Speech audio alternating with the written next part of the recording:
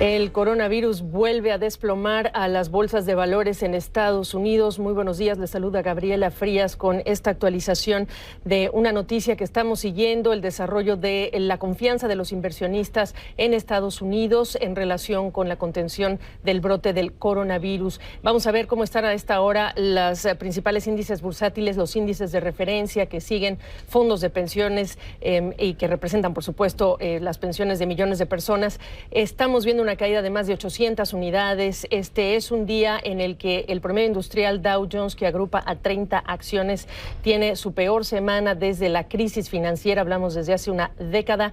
Los principales índices bursátiles no solamente han borrado las ganancias para todo el año, sino que están viviendo una de las jornadas también de caídas más severas que se acumula además a las dos previas que tuvimos desde el día martes, miércoles y jueves. ¿Qué es lo que está sucediendo? Pues que en Estados Unidos, la tarde de ayer, el presidente Donald Trump buscó calmar los ánimos, dar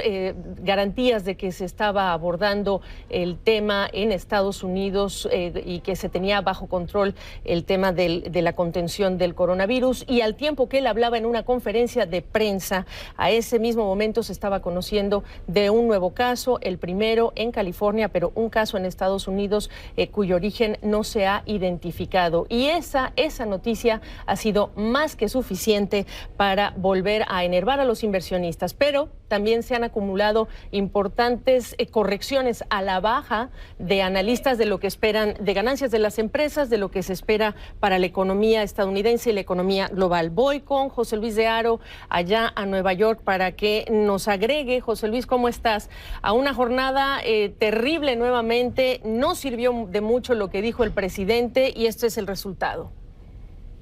Así es, Gaby, acabamos de estar en el parqué de la New York Stock Exchange y estamos viendo cómo los operadores siguen apuntando, como indicabas, a las últimas proyecciones que están llegando desde las principales mesas de inversión. Hemos visto como, por ejemplo, Bank of America asegura que la economía global, debido a este brote, va a crecer a su menor ritmo desde la crisis financiera. Estaríamos hablando de un crecimiento que podría situarse en el 2,8%.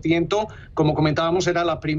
la primera vez que la economía global crecería por debajo de un 3%. Mientras tanto, tenemos que recordar que el FMI ya borraba cerca de una décima en lo que se refiere a sus previsiones ante el brote que se está desarrollando, pero sobre todo también lo que ha lastrado a las acciones son esas perspectivas procedentes de Goldman Sachs que aseguraba que en estos momentos el Standard & Poor's 500, el beneficio por acción del Standard & Poor's 500 no va a crecer en 2020, quedaría en el entorno de los $165. Y esto también ha generado cierto pánico entre las empresas. David Costin, que es su estratega jefe, asegura que podríamos ver cómo el Standard & Poor's 500 todavía cae hasta los 2.900 puntos antes de comentar ese repunte, pero también muy atentos, Gaby, a los sondeos que ha realizado la Cámara de Comercio americana en China. Ha entrevistado a cerca de 150 compañías estadounidenses que operan en el gigante asiático y estas aseguran que si la situación continúa por lo menos hasta el verano, podrían ver cómo esos ingresos dentro del país asiático caen más de un 50%, con lo cual la situación todavía es bastante incierta. También hay que sumar ese aviso de Microsoft que realizaba al cierre de la jornada del miércoles de que no va a conseguir el alcanzar esas proyecciones, un aviso similar al que hacía Apple, con lo cual ahora mismo es difícil todavía el calcular cuál va a ser el impacto y por eso estamos viendo ese nerviosismo importante a pie de parque en los mercados estadounidenses y también en el resto del mundo. Gaby. Importante recordar de dónde veníamos. Hablábamos de los casos en China, de las medidas de contención, del impacto que ya se sentía en la cadena de suministro, en los insumos que reciben compañías y países desde China. Con eso cerrábamos la semana pasada y empezamos durante el fin de semana a ver cómo se empezaron a multiplicar los casos fuera de China y ese fue el primer problema que vieron los inversionistas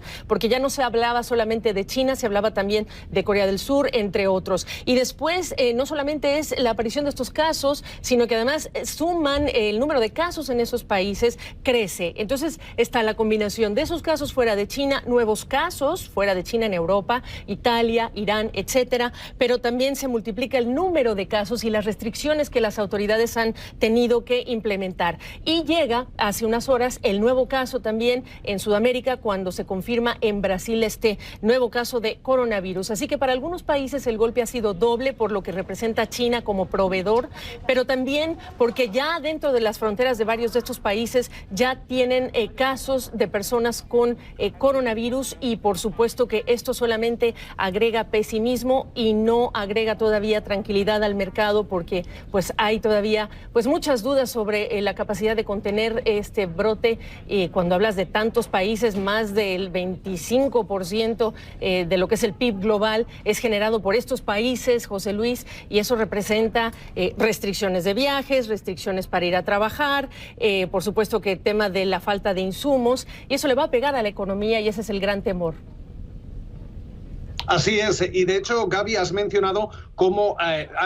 esos casos han comenzado a incrementarse, no solo en China, bueno, en China donde parece que están más contenidos, pero sobre todo en las economías aledañas, sobre todo en Corea del Sur, que es también otro país importante dentro de las cadenas de suministro, y también en Japón, en donde además ya hemos visto advertencias por parte, por ejemplo, de fabricantes de automóviles como Toyota, que aseguraba que va a haber disrupciones en un momento en el que además Moody's avisaba esta semana que toda esta situación va a hacer que las ventas globales de coches caigan mucho más de lo previsto en 2020. Estamos hablando de una caída del 2,5%. En el caso de Japón hay que recordar cómo ya entraba en contracción en el último trimestre, precisamente por la imposición de ese impuesto al consumo. Y mientras tanto, si miramos a Europa, es importante destacar cómo el golpe del coronavirus en Italia va a llevar a la economía italiana hacia una recesión, en un momento en el que Europa como Japón son dos